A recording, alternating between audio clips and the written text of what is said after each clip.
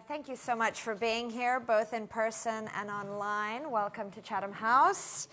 My name is Sanam Vakil. I'm the director of our Middle East and North Africa program, and it's a great pleasure to welcome this distinguished and expert panel to talk about Yemen, Iran's last proxy battleground, or a case study for regional de-escalation, ? Before we get started, let me just give you a bit of background on the plan. First of all, this is an event that's being held on the record. It's being live streamed. It will also be available to watch after the event. We very much hope that this is going to be an interactive discussion. Anyone who's online, please do send in questions. I will make an effort to bring as many of those in to the conversation. You can do that using the Q&A function on Zoom. And when the Q&A begins, to the audience who's here in person, please raise your hands. There will be a microphone circulating. And I'll ask that you introduce yourself and ask that you ask questions and avoid making long comments or statements. I am very excited and privileged to moderate this discussion today. Let me take a moment to introduce our panel. I'm joined by Maysaa, Shujaa al-Deen, who is a senior researcher at the Sanam Center for Strategic Studies. Maysaa has published several papers on the local dynamics of the Yemeni conflict. She's a specialist on the Zaidi doctrine and Houthi ideology, and she has an upcoming report on how Islamic legal scholars shape armed groups like the Houthis. And she was also the first Yemen researcher to put a proposal in writing for the formation of Yemen's current Presidential Leadership Council in 2022. So welcome. Next, I have a good friend of Chatham House, Ambassador Nicholas Hopton, who is currently the Director General of the Middle East Association. He also runs a geopolitical advisory called the Belmont Advisory Group.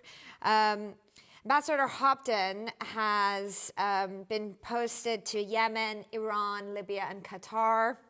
And today is also a distinguished fellow at RUSI, a non-resident senior advisor at the Atlantic Council, and he is chair of the advisory board for the Middle East and Mediterranean programs at the Center of Geopolitics at the University of Cambridge. So welcome.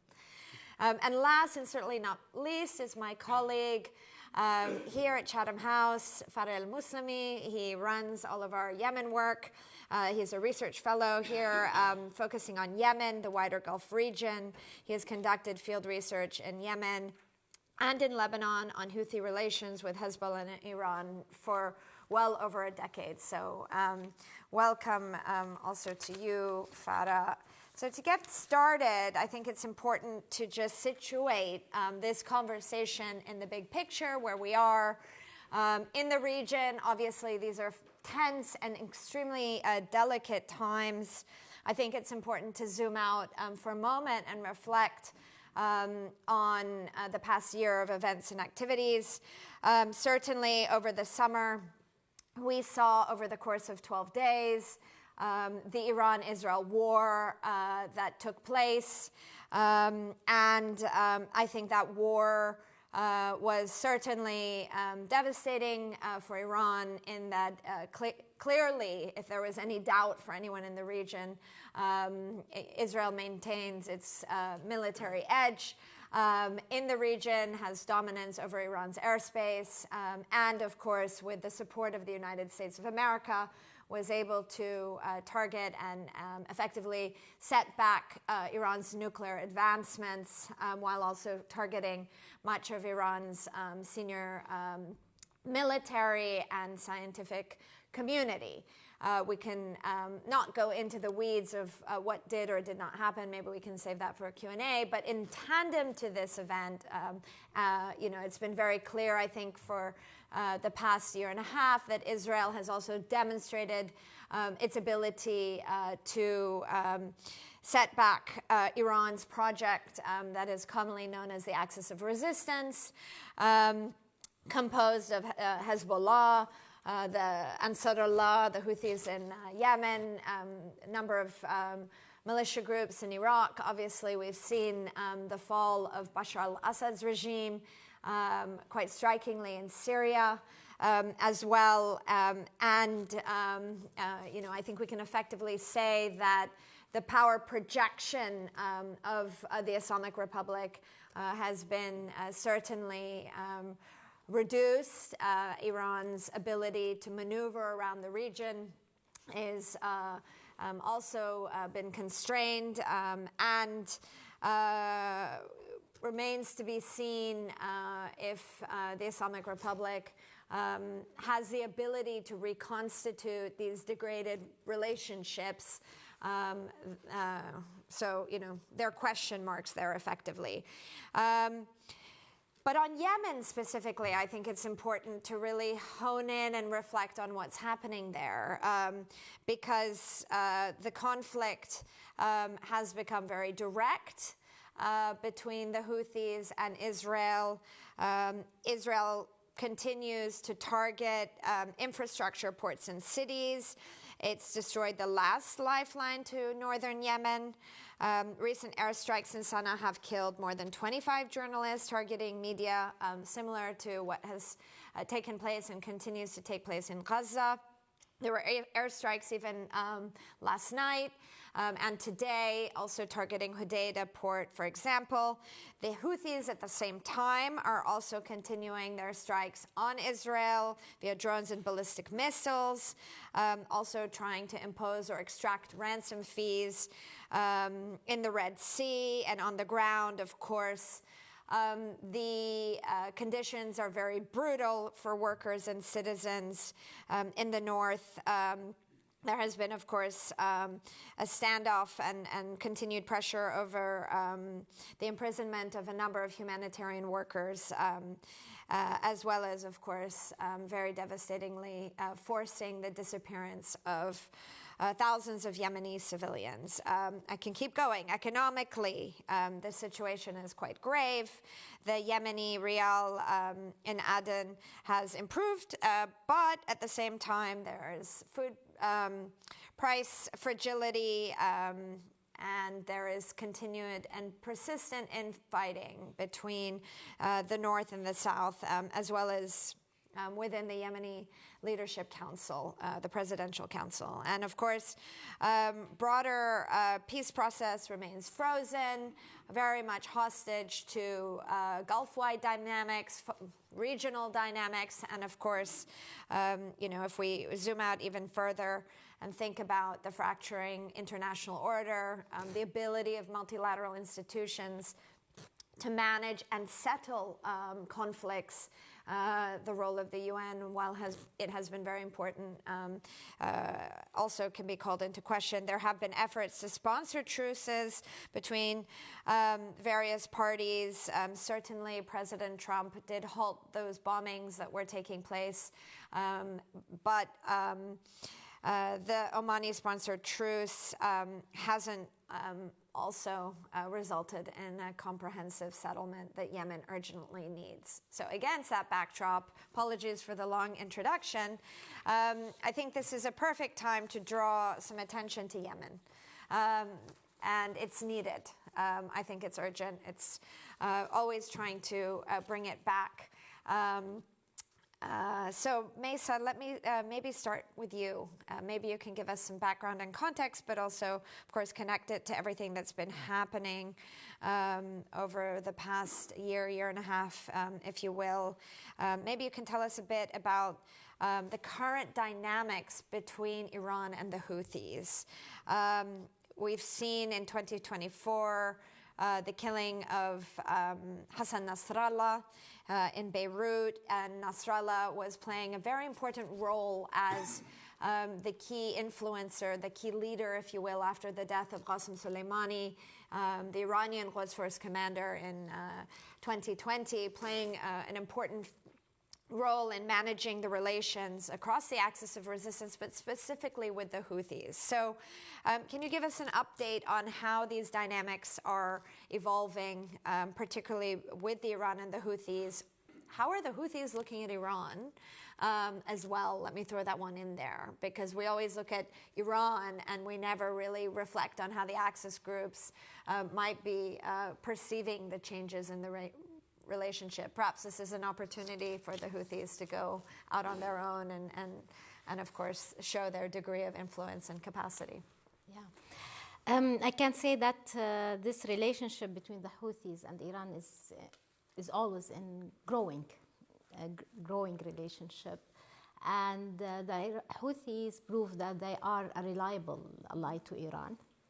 I would prefer to say maybe ally more than proxy, maybe sometimes, especially now, because they believe that their importance for the Iranian has been grown because of the resistant axis, the situation now. They lost Syria, which was very important in connecting Iran to Hezbollah in Lebanon. And also the situation of Hezbollah is very weak. And still the Iraqi militias, okay, they are connected to Iran and they have more strong connection religiously. But the Houthis, they have geography, a big geography in the north of Yemen that no one enjoys from all of the members of the resistant axis. They are the absolute player in this geography.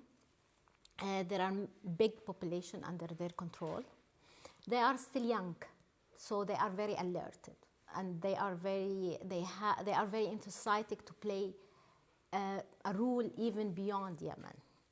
And Iran helps them in that. But now they feel they are more partial to Iran, so this gives them more confidence. They feel they look to Hezbollah in big admiration more than Iran, because for them the Arab connection, the feeling they share the same language, make them adore Hezbollah and Hassan Nasrallah mainly. And you can see that clearly with Abd al-Malik al-Houthi, how he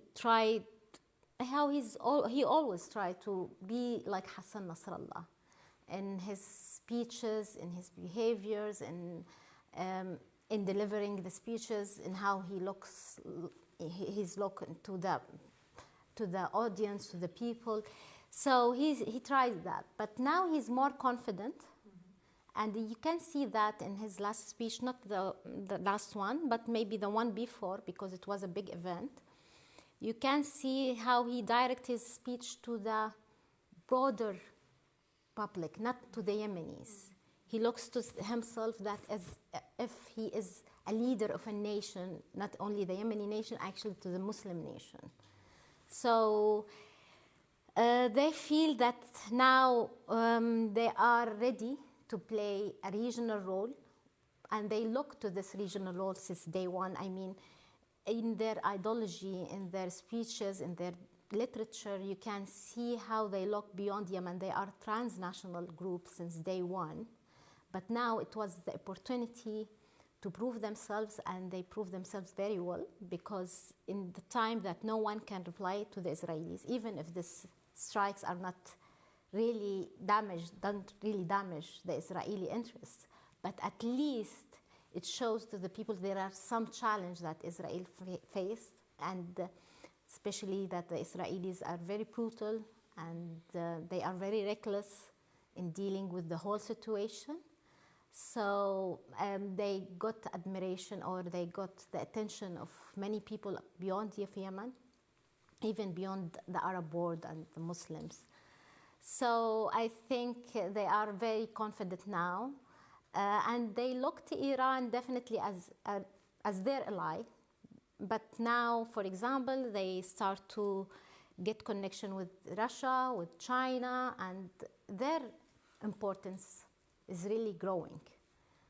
So they are, even in their dealing with Iran, now I think it will be changed soon. Definitely there is a coordination between them and Iran, military, regionally, not on the local stuff. The Iranians, they never care about how they run their situation and on the internal issues. They always try to be inspired by the Iranian model, but now they think they have their own model, and they are trying to develop it. I think many things we are going to change, to be changed and to be seen soon. Especially that the image of Iran in front of Israel, definitely they're trying to say, no, they were not defeated, or they haven't received something very painful from the Israelis during the 12 years war between, the 12 days war between them and the Israelis. But I think it looks like that the Iranian regime is a bit weak in front of them. And they feel that the Iranian, they are very calculated, and they don't show the bravery that they showed. So I think they are trying to make their own style or their own model, and which is different somehow from Iran. Okay, thank you. That's very interesting. I wrote down, I mean, you made it very clear that you think the relationship is one of a partnership and not one of a proxy. And I think certainly there have been lots of questions and analysis about the dynamics of Iran's role and cultivation of the Axis, and you know, perhaps this fits in line with your sort of projection of the Houthis trying to take this broader regional role, and maybe seeing Iran as not leading the axis of resistance and committing to the ideology. I think we can probably come back. I want to give Ambassador Hopton a chance to talk about Iran-Saudi relations as well, but I think there's a lot to pick up on how you project the Houthis evolving. So we'll come back on that. Nick, if I may, you've worked and followed these issues for many years. You've served in many of these relevant capitals. How are you seeing the Houthis positioned in regional dynamics, particularly between Iran and Saudi Arabia? Because we saw over 2 years ago this agreement between Riyadh and Tehran, brokered by Beijing. The agreement continues to hold.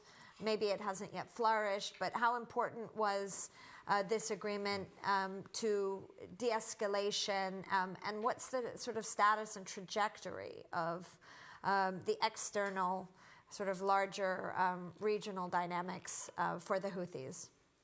Yeah, thank you. I think I'm very interested by Maysaa's point about the Houthi being ready for a bigger, more regional role.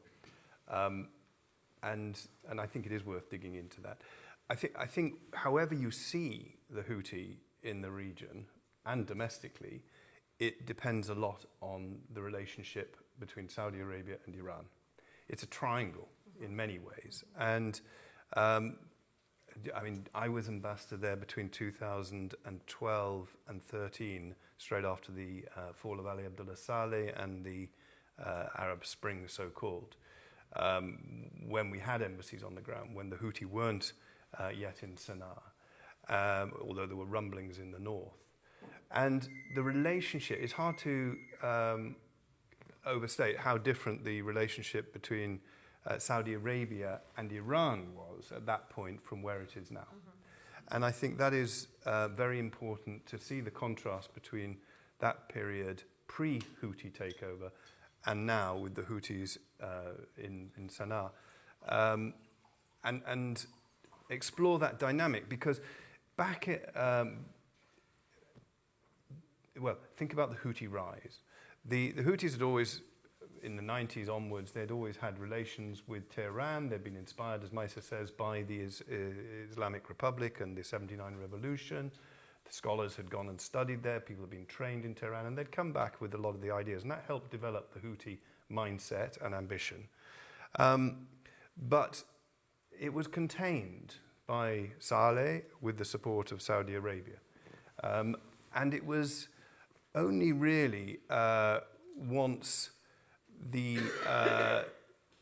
world had taken their eyes off Yemen. For a while, Yemen was right in the center of the spotlight, and it was a good news story. People may be surprised, but after the Arab Spring, it was perhaps the only really potentially good news story coming out of the uprisings. But that changed with the West looking elsewhere, getting focused on ISIS as a movement, and also Syria in particular.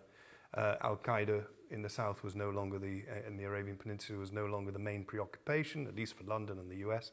It became ISIS. And that gave space.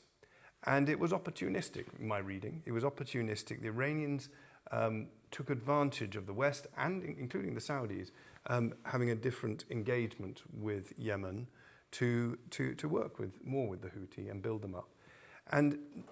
And it was a large extent, it was about the Saudi-Iranian standoff and rivalry and tensions. Now, that changed, as you say, lots of things happened, but in spring of 2023, when the Chinese brokered a diplomatic rapprochement between Saudi Arabia and Iran, and MBS took a very different view of Saudi's interests and how to go about them in the region, no longer through a security lens primarily, but also taking full account of the economic stability needed to develop his Vision 2030 and deliver it. The relationship with Iran changed, because at that point Saudi Arabia realized they didn't want conflict in the region. They wanted to de-escalate things, and the Iranians were in a position where they were once more isolated post-Trump pulling out of the JCPOA. They wanted to build regional alliances, or at least stability, in a new way. And that, if the 7th of October hadn't happened in 23, it's interesting to think where that might have led to, and may yet lead to, because as you say, Sanam, that rapprochement isn't dead. You saw this week that the Iranians, Pezeshkian, the president, the prime minister equivalent in Iran, was in Riyadh, in Doha, with the rest of the Arab and Islamic countries, expressing solidarity with the Qataris in the face of Israel's attack on the Hamas building in Doha. There is, at the moment, a very different kind of dynamic. In 2012-13, when there were negotiations on the future of Yemen, Iran was not included. It was excluded.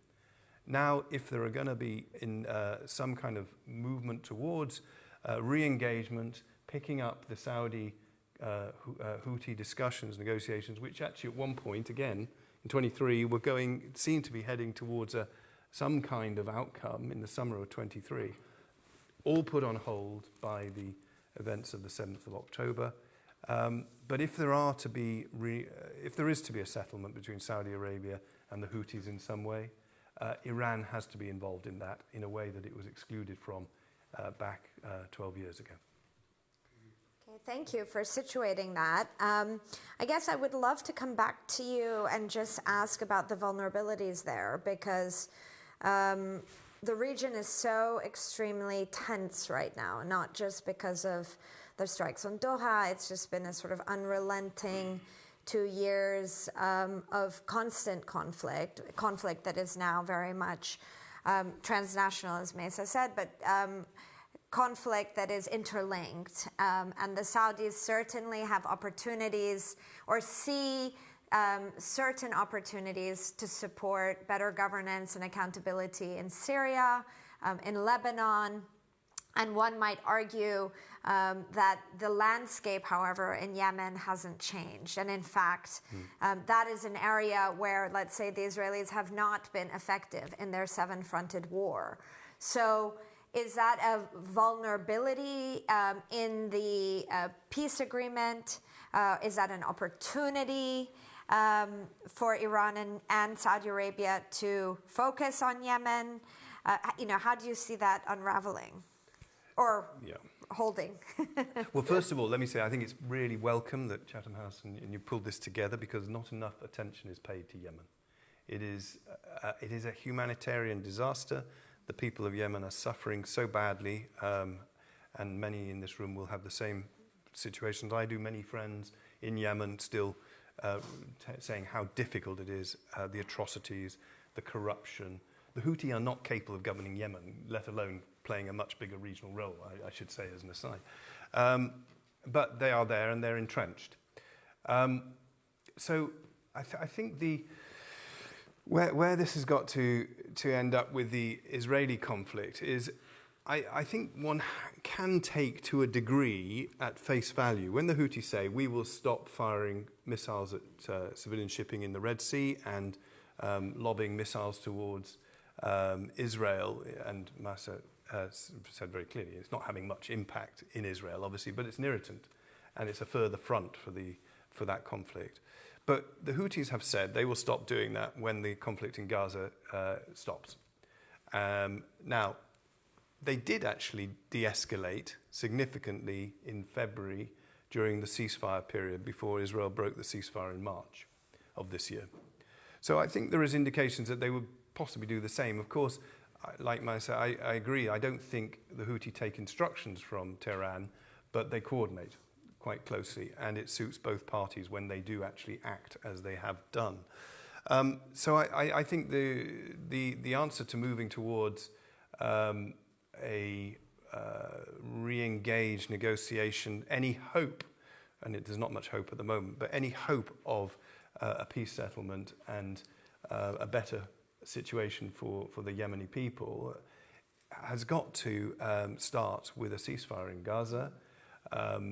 The US in particular taking steps to contain and to make clear to Prime Minister Netanyahu and his government he's in a dead end. This is going nowhere. It may serve domestic political purposes, but as the Prime Minister Netanyahu has identified himself this week, Israel is in the process of becoming Sparta, isolated in the world. And as the Europeans are increasingly overt in their criticism, you'll probably see in the next 10 days the UK, among others, recognizing an independent sovereign Palestinian state, whatever that means, but doing that big step, which has been held off for a long time. The first step to a lot of stabilizing the region has got to be a different approach to the conflict in Gaza by Israel. Thank you. Farea, let me turn to you. Maybe you can do some myth busting for us, because certainly the past few years have reminded me of my earlier career after 9/11, where I had spent a lot of time myth busting about the Middle East and explaining the difference between sex and this and that. And I feel like the past 2 years there's been a lot of myth busting, assumptions that have, perhaps broken or haven't held. But what are the sort of myths about the Iran-Houthi relationship that you have been sort of trying to unpack and unravel? And can you just lay out the realities of the dynamics? And, what does that ultimately tell us about the Houthis? Because here they are, as Maysaa said, taking this broader regional role, not taking the peace deal that's on the table, not willing to commit to governance. So what does this tell us about the Houthis and their ambitions? They are very ambitious, unfortunately. I can tell you that they're very ambitious and they're very reckless and they're willing to go as far as anyone can imagine. And since October 7, they have been served very well. They're a global power, as Maysaa has said, and as Excellency the Ambassador. It has gone beyond Yemen. Right now, the Houthis are popular in the Gulf countries. They're popular across the Middle East, and they're popular among Swiss leftist students in London. They have a very global presence, and I think there is a huge kind of a growing power that they're thinking of that we have to keep in mind in looking into that.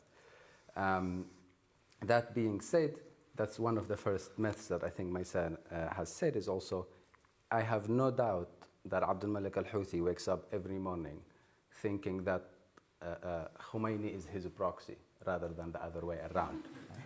Their theology, their self-definition, their narrative, he thinks he's the Arab, he's the one closer to Mecca, he's the one picking up the fight with the infidels, he's the one standing up for Palestine, and he speaks perfect Arabic compared to this Persian, in his own self-world view. So I think that's one of the main myths when we think about the Houthis and how they intersect or don't intersect with Iran.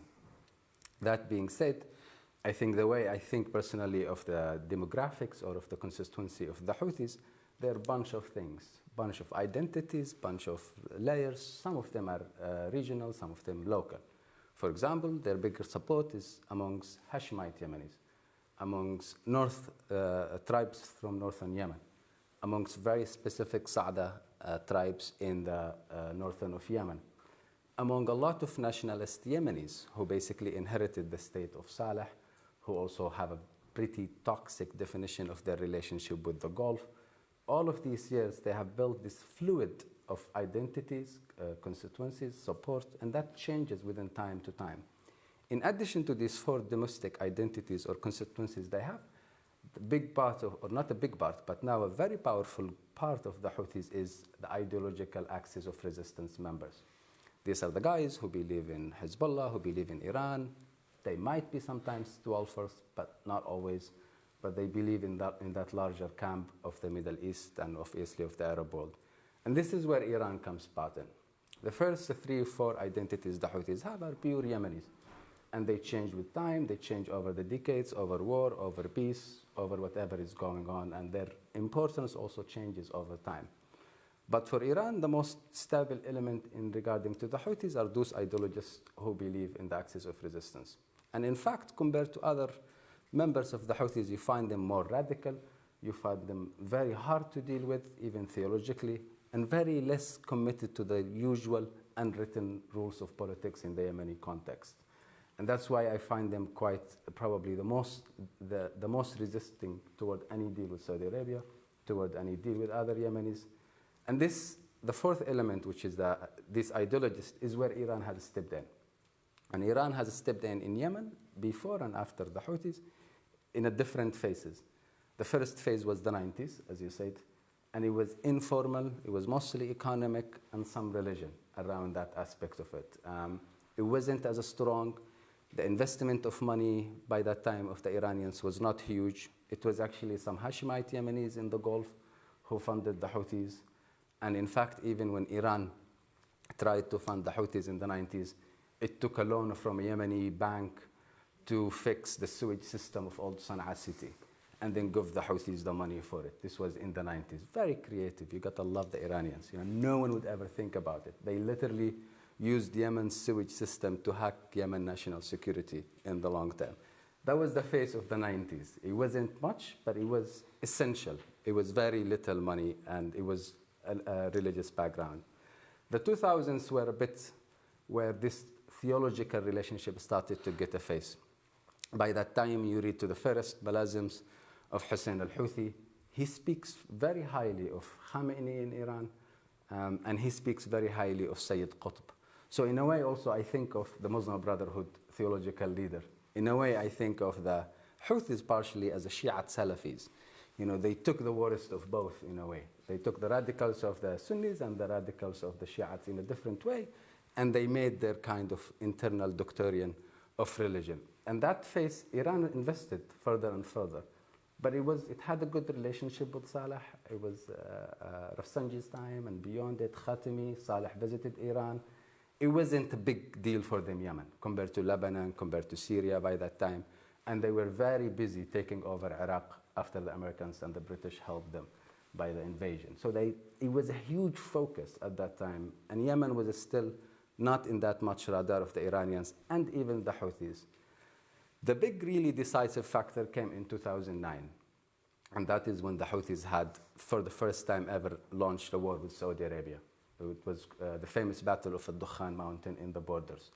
By that time, the Iranians basically gave a lot more money, but even more importantly, the Qataris and the Libyans, to the Houthis. By that time, it was a chance to box Saudi Arabia face and to find that in the borders. That was the third phase of kind of this merging relationship between the two. Then, surprise, surprise, comes the Arab Spring. And that was when Iran really, a lot of doors were opened in the Middle East for Iran to hack and destroy the modern nation state via Hezbollah, via different ways. But 2011 was the critical moment. I used to be a student in Lebanon then. And then you find thousands and thousands of Yemenis fly from Sana'a, either to Damascus or to Beirut, and then they fly from there to Iran. And these people didn't have to be Houthis, very few Houthis. The rest were actually just leftist Yemenis, were also different political activists of the Arab Spring. Obviously, the Iranians send them to different cities than they would send the Houthis to, but still, that was when Iran was building it's a further relationship with the Houthis. Then happened the 2015 war, which is the Saudi Emirati kind of getting involved with the Houthis.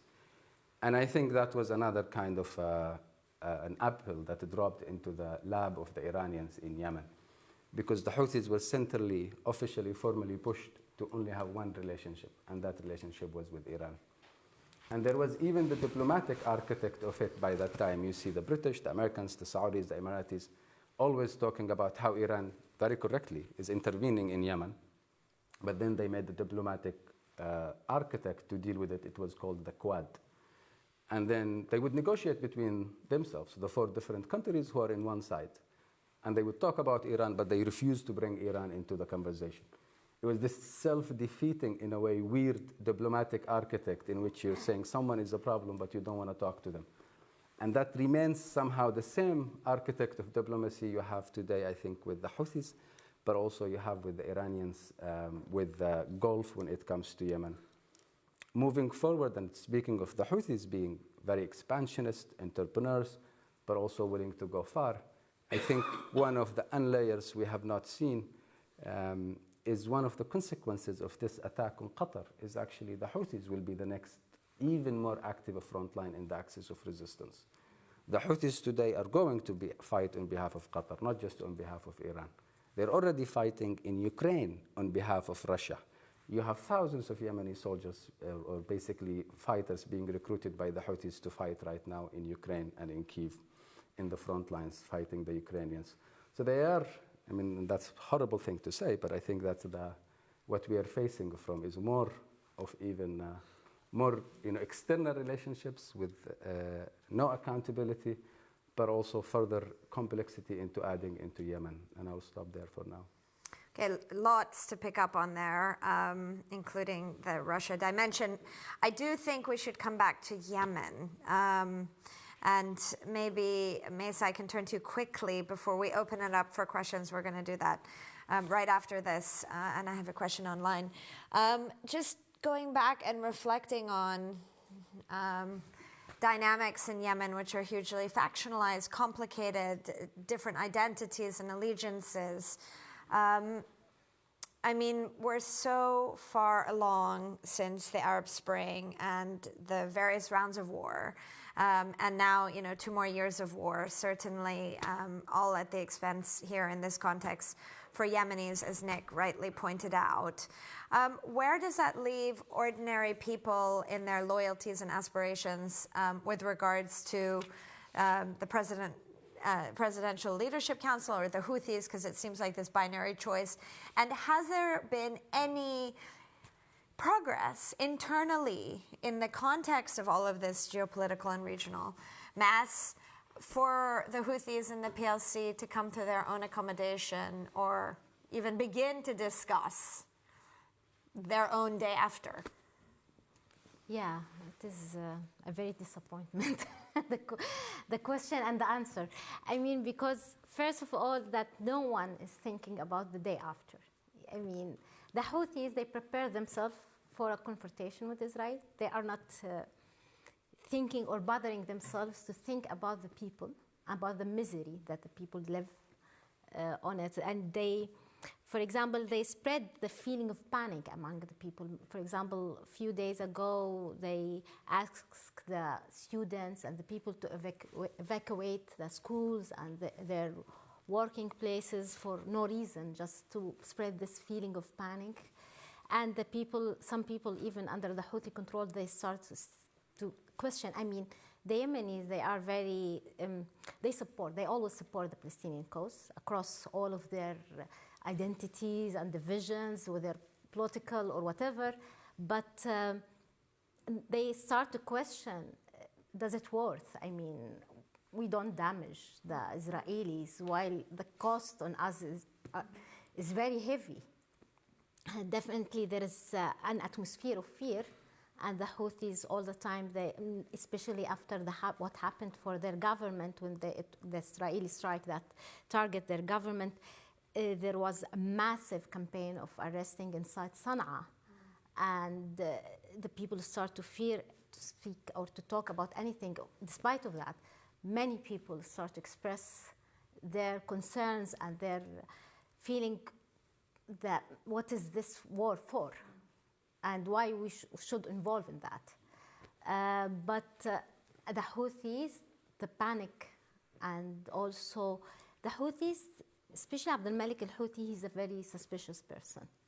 And he doesn't trust anyone, even the circle around him. And if you see the key positions in the Houthi group, it is still very close to the people who fought with him during Saada war, the loyal people, the very early fighters who believe that they are very loyal to him, and he trusts their loyalty.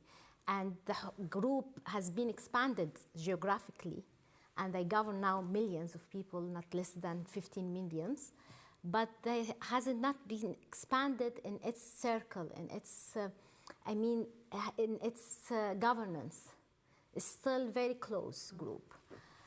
So the people always complain from their poor governance, from the difficult living conditions.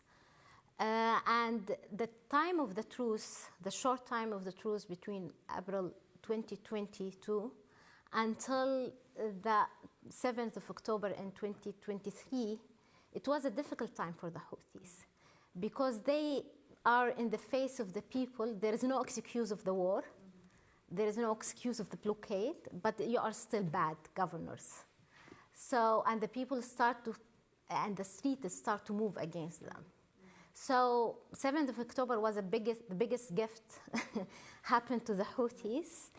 And still the situation on the other side is very bad, very divided, very fragmented, and it's still, the fragmentation is still growing there. And they don't prepare themselves to the time if something happened like scenario of Hezbollah. I mean, Houthis, they prepare themselves for a scenario similar to what happened in Hezbollah. They try to prevent it by their security protocols, and they try to change it all the time. They don't try to connect with the internet. They're trying to avoid the technology, to avoid something similar to happen to them. But also they prepare themselves for a plan B if it happened. But for the government, they didn't prepare themselves for the plan B if this happened.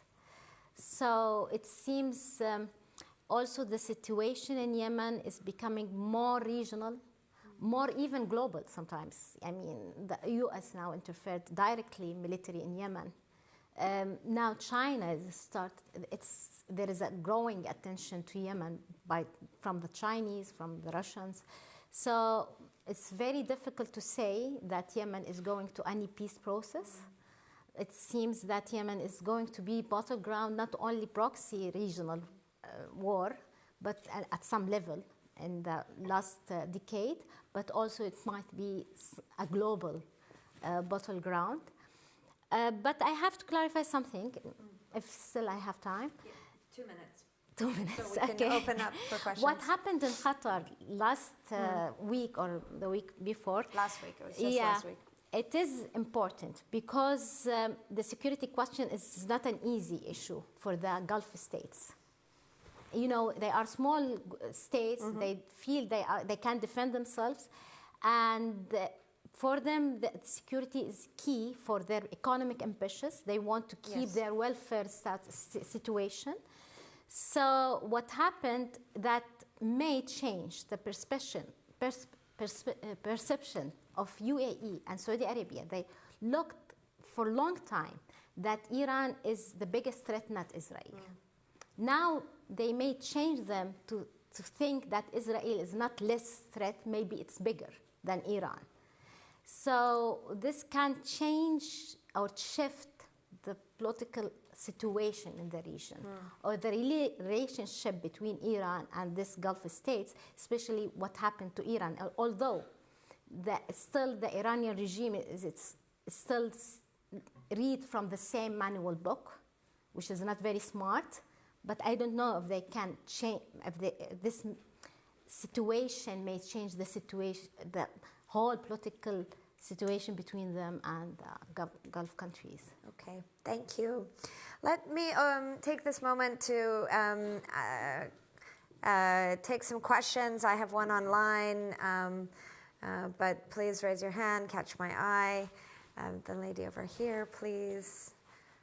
If you could just introduce yourself, that would be great. Thanks. Hi, I'm Hannah Porter with Art Group. I wanted to ask a question about the targets that Israel has been focusing on in Yemen. So Rahawi, but also, as Sanam had mentioned, some of the journalists, the Yemeni journalists and media outlets that Israel has targeted in Yemen. Sanam, you had mentioned that this might be similar to what Israel is doing in Gaza in terms of targeting journalists, but I see it as being very distinct. In Gaza, it seems that Israel is doing this to prevent the world from seeing the horrors that are occurring in Gaza, whereas in Yemen, it's unclear to me what the focus is or why they would target media outlets. Is this because they feel threatened by Houthi propaganda? So just maybe a little bit more discussion on why Israel selected the targets that they did and how the Houthis are reacting to this, whether out of fear or in retaliation. Thank you. Thank you. I'm going to take 3 questions and then return to the panel, sir.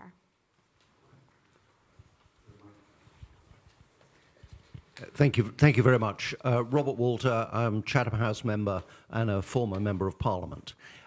Forgive me if I preface my question with a somewhat simplistic view of the situation in Yemen, because we have on the one side the internationally recognized government, the Presidential Council, which is pretty powerless both economically and politically and militarily. And on the other side, we have a very strong group in the shape of the Houthis who ultimately control some of the significant levers of economic power within the country in terms of ports, airports, etc.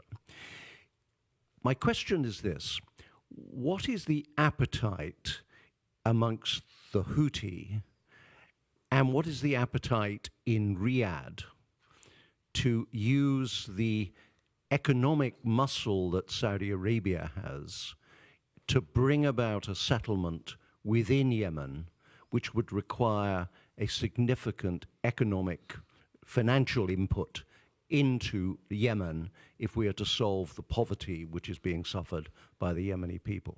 Thank you very much. I'm going to take the third question from online. Mohammed Abdi Fatah is asking, how about the Houthis' involvement in the Horn of Africa, including Somaliland? So I think that's good to bring in Djibouti, Gulf of Aden. Those relationships have certainly strengthened. So I'm happy to maybe start with you, Farah, if you want to pick up on the question of Israeli targets and the journalists. That would be great. I mean, they might have a different math, but I spent a lot of time in Chatham House exchanging notes with my Israel-Palestine counterparts, because Abdul Malik al-Houthi and Netanyahu are very similar. When you think about it, by the end of the day, they really thrive off war. They really don't want anyone to say the truth. And I think whatever their calculation is, overall their targets in Yemen has been criminal, to say the very least. Civilians, the ports, schools, prisons. That has been the case in Lebanon, in Iran. It's nothing surprising of the Israeli playbook in the region. And I think, obviously, they, like the Houthis, Bibi does have a serious problem with information, with with journalists. And I think they will do whatever they can to take that down in anywhere in the UK or Yemen or anywhere, and within different cases. So I'm not surprised with that. I do want, if you don't mind, say a bit about the Horn of Africa. Okay. I think that is also another geopolitical in which the Houthis are moving from. And in the past, even pirates, relationship was across the Horn of Africa between both sides. It was criminal gangsters, it was pirates, but now it's a huge fundamental relationship in which the Houthis are selling a lot of weapons to the Horn of Africa. They're exchanging coordinates, they're exchanging drugs, they're also exchanging a lot of notes about the smuggling in the Red Sea. And I think that's quite the next, still some sort of a blind sight in that relationship between the Houthis and the Horn of Africa. But if anything, it has been once and again demonstrated that militias, armed groups are much faster than governments and officials in coining the benefits of geography and of relationship, and obviously in making a good possible use of something that ultimately has been bad. Thank you. And certainly if one wants to just imagine ways and routes for the Houthis, maybe in coordination with Iran, want to reconstitute Hezbollah over time, obviously through the Horn and up and over, makes perfect sense in terms of finding new routes or old routes. So thank you for bringing that up. Nick, maybe over to you. Pick up, as you wish, but, perhaps I can ask you to also delve in more on the question with regards to appetite on the Saudi side for the settlement and investing economically. That seems like a sage investment that the Saudis have already been making. Maybe it's not signed and dotted, but they're already playing a part. But formalizing that would mean, obviously, also that the Saudis become sort of very much responsible and will be the underwriters of whatever broader political settlement comes. But over to you to share your thoughts. No, thank you. I think that is absolutely right, that the Saudis have to put economic muscle and investment into Yemen as part of any settlement moving forward. And I think they would expect to. In the Saudi mindset, Yemen has always been part of their sphere, if you like. And for many years, including after and before the Arab Spring, before the Houthis took over, the Saudi embassy in Sanaa played a very important role in brokering, and the Yemenis in the room will tell me, will correct me if I get this wrong, but I think that they played a very important role through their ambassador directly in brokering mediation disputes between the various tribes. Yemen, particularly northern Yemen, is a very tribal area, and the Saudis played a very important role. They also paid off tribes to stop fighting and dealt with honor killings and paying off as necessary. So Saudi is used to investing and putting a lot of money into keeping Yemen stable. Now, whatever follows the present phase, and let's hope it follows it sooner rather than later because it's desperate at the moment, but I fear it will take time, has to involve some sort of recognition and involvement by Saudi in the underpinning of the Yemeni economy. And not just Saudi Arabia, also there is a vehicle which is designed to help stabilize Yemen in a post-Houthi phase, and that is called the GCC. And this should clearly have been a bigger part of the efforts made following the fall of Ali Abdullah Saleh to move more rapidly to bring that transitional government of President Hadi and into some more of the working groups. Yemen was participating in, I think, about 10 working groups of the GCC at that point. If Yemen had been brought in more, if Yemeni workers in particular had been allowed to return to the pre-unification situation where, pre-1990 situation where a large number of Yemenis worked and sent remittances back home from Gulf countries, that helps stabilize the Yemeni economy. So, I mean, to be honest, I think one has to be very pragmatic about this. That kind of economic activity, that kind of economic underpinning may not look always very transparent. It may not conform to how things are done in Europe, but actually it worked for a while in Yemen, and I think it has to be part of any settlement. And we need to be clear-eyed and realistic. And I'm sure in Riyadh people are thinking in that way, and hopefully in other Gulf countries, that they should learn the lessons of what didn't happen when there was an opportunity after the Arab Spring, and if the opportunity arises again, they bring Yemen much more rapidly, not necessarily as a full member, but much more rapidly into the GCC economic cooperation to the benefit of stabilizing Yemen. I think that's a very good point, and my favorite sort of statistic that I like to trot out. and Farea will know this, is that by 2050, the Yemeni population will be larger than that of the entire GCC. And so there are real demographic imperatives for the GCC to prioritize the conflict in Yemen and be thinking about a day after, not when Gaza stops, but actually, today. But over to Maysaa. There's a question on, of course, the Horn of Africa that I'd love for you to pick up on, but I'm going to throw one more at you, if that's okay. Frederick is asking, a bit off of the topic, but I think still very relevant, and I know you can take it, about the intensifying PLC-STC spat and potential ways forward. We haven't heard enough about the STC for a while, so maybe you can just quickly, because I was hoping to get one more question in, walk us through that as well. Yeah, the STC is one faction, of many factions actually. They could be the biggest, not much, because their popular base now is declining in the south because of also their politics. And they didn't show that good performance in politics or in governance in the south and the position they took. So, but the PLC, the problem of the PLC, they are trying to push the others on the side in the bad time, in the really bad time, and there is no agreement between the PLC. This is a really big problem. What is the day after for Yemen, after the Houthis, for example, or without the Houthis? I mean, still the PLC, they look to the south as an entity, it belongs to them. While in the south, there are many other factions, not only the STC, which they prefer to ignore them, to ignore their existence, and to ignore the fact that there are many regional players in the south. For example, Oman and Mahara, it's really a big regional player. There is a big regional player in UAE with a different agenda from the Saudi Arabia.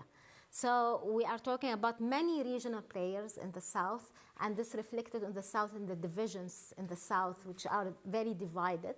So the STC now, there is a big crisis between them and the rest of PLC factions, especially the PLC leadership, the president of the PLC, because of the recent decisions of Haydarus al-Zabidi.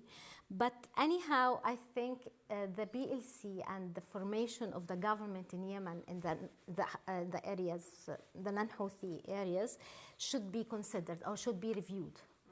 And I will jump to the Riyadh question, to the Saudi Arabia question. I feel that Saudi Arabia now is avoiding Yemen, is trying to avoid Yemen because there is no solution for it.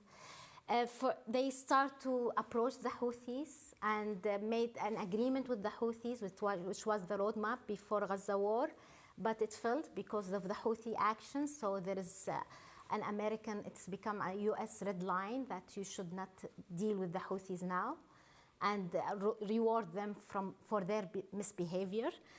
And now they can't even give money for the PLC because, for example, their appetite to Syria and to support Syria and the process in Syria is really big, but you didn't see the same appetite in Yemen. So it seems like they are trying to feel, okay, I have to avoid this helpless case and look to other cases where there are many potentials. This looks very short-sighted politics, but this is what happened in Saudi Arabia right now because they don't have any appetite to convert the Houthis. They have their economic visions, and they don't any Houthi muscle to spoil it. And at the same time, they don't see any political horizon. But I think they have to look to their allies and to the map in Yemen, because they have a big network in Yemen. Since the 60s, since their intervention, they started in Yemen. And they have to look around themselves and see, because they have many potentials, but they have to be more efficient, more consistent. They are not reliable allies for the Yemenis, so that many Yemeni people, or many people in Yemen, or many powers in Yemen, who might be allies to the Saudis, they distance themselves because they are not very, they don't continue any, if they start trajectory, they never continue it. They always lose patience quickly. So I think they have to review their politics in Yemen because it is really a security threat for them in the future. Okay, thank you. I think that's actually a perfect place to end. Unfortunately, not with a positive ending by any means, but I think we've come to some very clear conclusions of the gravity of the situation, the continuancy of domestic instability, factionalism, but also continued external interference and in and across Yemen that also requires some attention, not just from the US and Israel, but primarily from the GCC countries themselves. So I think we'll stop. Thank you for coming. I really am grateful for your time and attention and your questions. Sorry we didn't get to more. Thank you to those online also for attending. And above all, thank you to my esteemed panelists for sharing their insights and expertise. We look forward to inviting you back for further conversations. Thank you.